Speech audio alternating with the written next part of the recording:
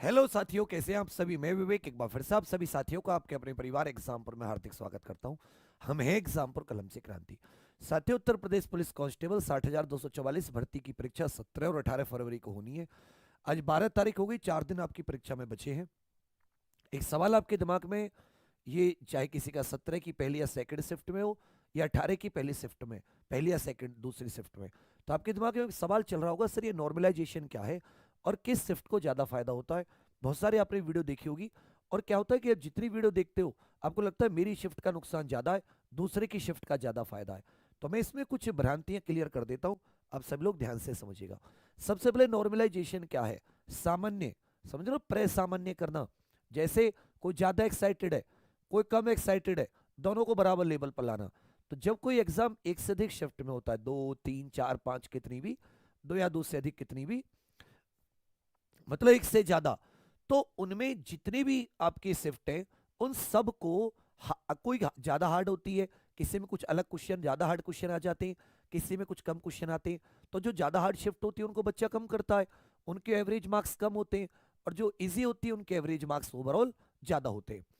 तो इसी आधार पर वो लोग इन सभी शिफ्टों को, औसत अंक जो होते हैं इनके, वो एक स्तर पर ले आते हैं, वो एक समान औसत अंक कर देते हैं। तो अलग अलग शिफ्ट में होने वाले कई एग्जामों की सभी शिफ्ट के औसत अंकों को समान स्तर पर ले आना, यही नॉर्मलाइजेशन कहलाता है।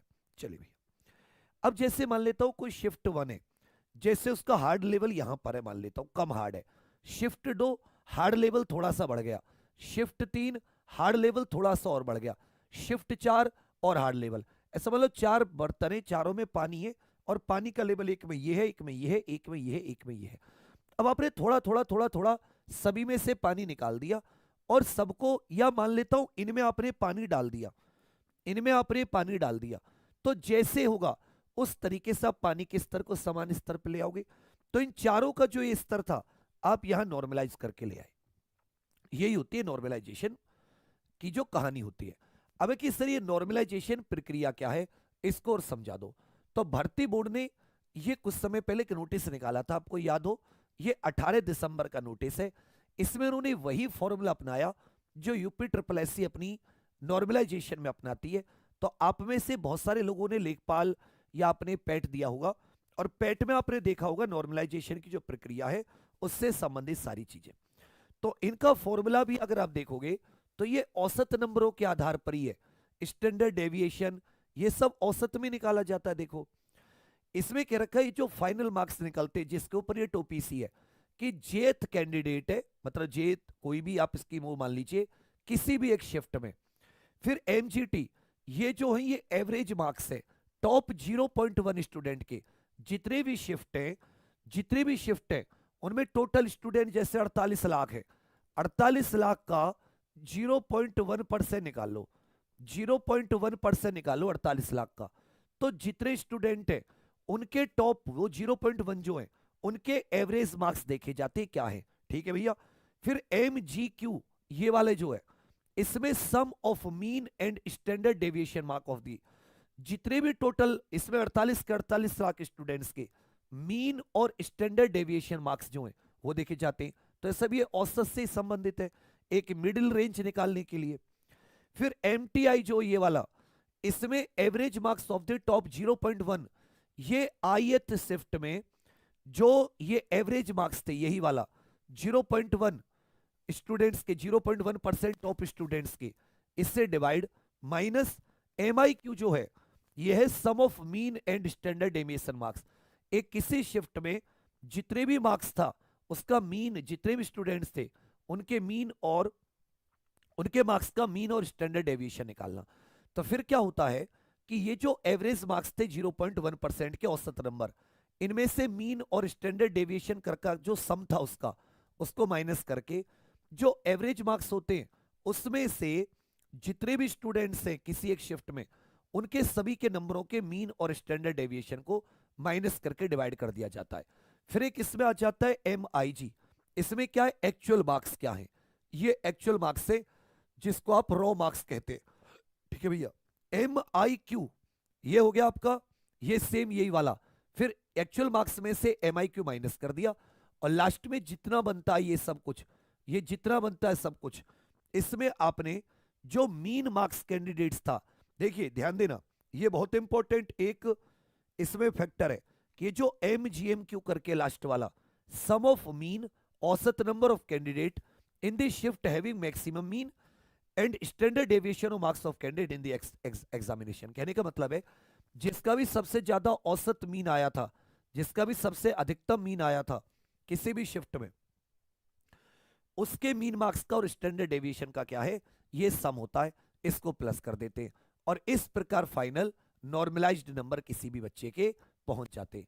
तो ये जो फॉर्मूला काम कब करता है, जब एक से अधिक शिफ्ट है और ये सारा कंप्यूटराइज्ड, सारा डेटा हर शिफ्ट वाइज पूरा कंप्यूटर में जब मार्क्स का एंटर हो जाता है, तब ये फॉर्मूला लगाया जाता है। नॉर्मल में और आप इस फॉर्मूले को नहीं लगा सकते। तो अब मैं यहां पे आपको बता रहा हूं कि फायदा किसको मिलेगा किसको नहीं। देखिए दो तरीके का है, सेम सिलेबस है, सबके पास सेम सिलेबस होगा, ऐसे नहीं कि दूसरे किसी हार्ड शिफ्ट में सिलेबस से बाहर आ जाएगा। क्वेश्चन पूछने का तरीका बदल सकता है, सेम टाइम मिलेगा, सब कुछ सेम टू सेम है। तो इसमें जो क्वेश्चन पूछने का तरीका है वो थोड़ा सा चेंज हो जाता है, उसी को हम लोग हार्ड कहने लगते हैं। तो जिसमें हार्ड आता है उसे भी इजी के बराबर, इजी को मीडियम के, मतलब तीनों चारों जितने भी इसमें हैं उन सबको एक लेवल पर लाने का तरीका है। तो इसमें आप ये ना सोचे किसी को फायदा, मान लो अगर हार्ड शिफ्ट वाले को फायदा मिला, हार्ड शिफ्ट वाले को फायदा मिला, मान लो 17 की कोई सी शिफ्ट हार्ड आ गई, जरूरी नहीं है 17 की हार्ड आई, हो सकता है मतलब 18 की हार्ड आई, हो सकता है 17 की पहली हार्ड आ जाए। तो अगर हार्ड वाले को फायदा मिलेगा तो ये इजी वाले को भी फायदा है, क्योंकि उसका पेपर तो वैसे इजी था, उसका पेपर तो वैसे इजी था। अगर उसको 4-5 नंबर का फायदा मिलेगा तो ये भी तो चार, ये तो 3-4 क्वेश्चन एक्स्ट्रा करके आ सकता है, 3-4 क्वेश्चन एक्स्ट्रा करके आ सकता है। इसलिए अब मैं आप सबको एक लास्ट में निचोड़ बताऊं, ये सब है फालतू दिमाग। जब आदमी के पास खाली समय होता है ना, तो खाली समय आदमी वो करने लगता है ना, चिंतन करने लगता है। तो ये जो नॉर्मलाइजेशन प्रक्रिया के बारे में आप सोचते हैं, ये एक्चुअल में चिंतन करना है।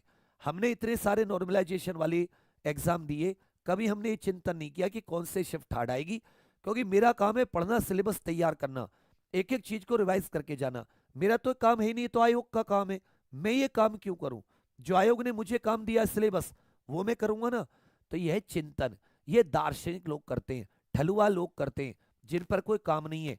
तुम लोग इस सब पे ध्यान मत दो, हजारों वीडियोस आएंगी, तुम्हारा मन ललचाएगा, तो मस्त अपनी पढ़ाई करो, फालतू चक्रों में मत पड़ो।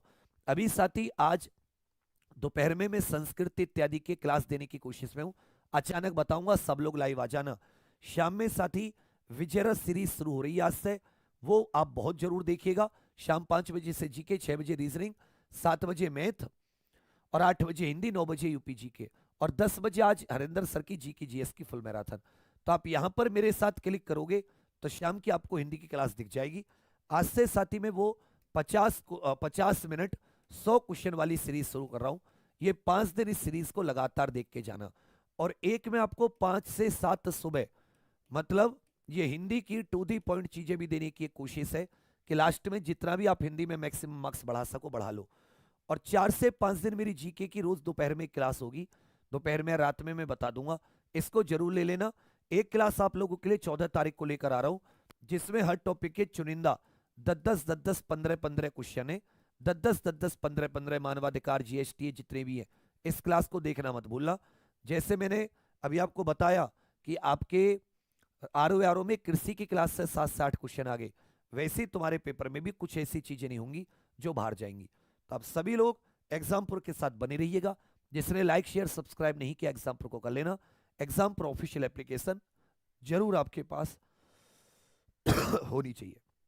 और ये फालतू में दिमाग मत लगाओ, और एक तुक्केबाजों से भी बचना। ये बेटा नेगेटिव मार्किंग का पेपर है, तुक्के के चक्कर मत पड़ना। एक और चीज मैं आपको बता दूं कि जो नॉर्मलाइजेशन है, इसमें साथी आपका मतलब जो गलत करते हो, गलत जो करते हो, जो नेगेटिव मार्किंग है, इसका असर जरूर पड़ता है। क्यों? क्योंकि नेगेटिव मार्किंग में आपके एक्चुअल मार्क्स कम हो जाते हैं। नेगेटिव मार्किंग में क्या हो जाते हैं? एक्चुअल मार्क्स कम हो जाते हैं। और एक्चुअल मार्क्स कम हो जाने का फायदा या नुकसान क्या है? देखो, ये देखो, यहां पर ना एक जो फॉर्मूले में आपके लग रहे थे, या एक्चुअल मार्क्स भी लग रहे थे। अगर आप देखोगे ये वाला, ये जो एम आई जे था ना, ये वाला एम आई जे, ये आपके एक्चुअल नंबर थे। ये जो MIJ था ना एक्चुअल नंबर, तब आपके एक्चुअल नंबर जितने ज्यादा होंगे उसमें से माइनस करके ये वाली वैल्यू उतनी ही कम आएगी।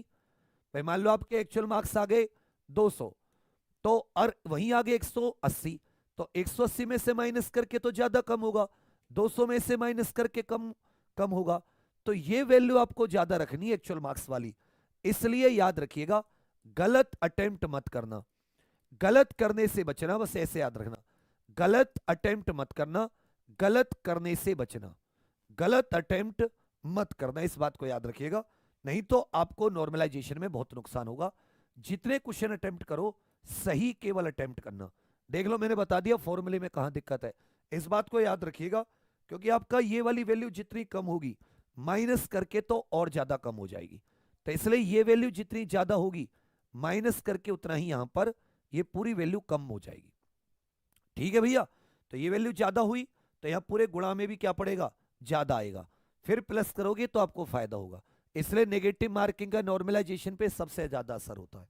बाकी मैंने आपको सारी चीजें बता दी हैं, एक बार वीडियो देख लीजिएगा। अभी 9 बजे जीके जीएस, 10 बजे मैथ्स, 11 बजे हिंदी और 12 बजे से कोशिश है कि आपको संस्कृत इत्यादि की क्लास देने की। ठीक है भैया, चलिए, थैंक यू, धन्यवाद, जय हिंद।